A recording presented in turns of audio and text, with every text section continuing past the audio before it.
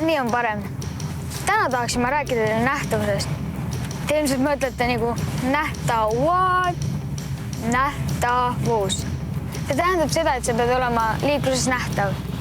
Näiteks sama ristmik, kus te mu just peale võtsite. Vaatame nüüd hoolega, millal te mu õde näete.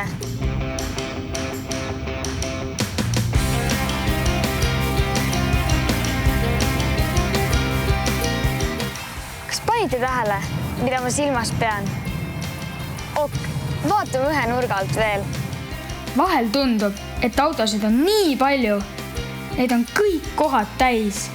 Siin pargivad autod tee ääres ja nende tagant on väga raske märgata, kas auto üldse tuleb.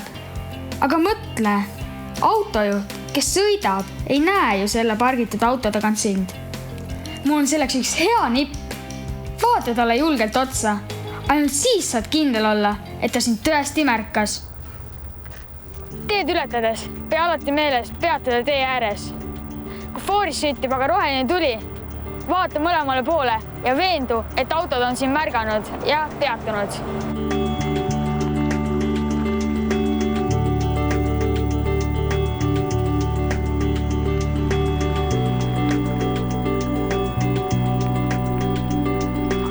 Kuna siin on tegu ristmikuga, siis kindlasti tasuks ka vaadata selja taha ja veenduda, et autod on siin märganud ning seisma jäänud.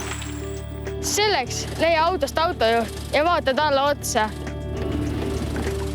Näe, ta lehvitab. Thanks, mees!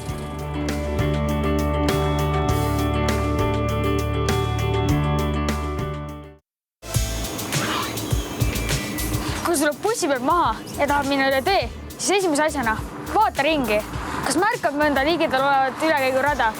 Isegi, kui buss peatub, kihutavad ju autod ikka edasi.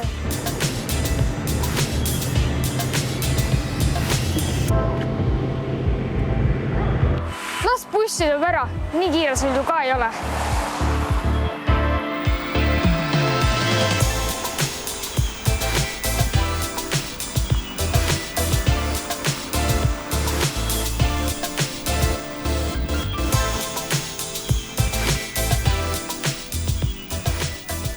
Oi, ma vist olengi juba kauaks välja jäänud. Pimedaks on läinud. Emps kindlasti ootab mind koju. Aga üks asi veel. Pimedas näevad sind autojuhid veel halvemini ja selleks ma kasutangi helkurit.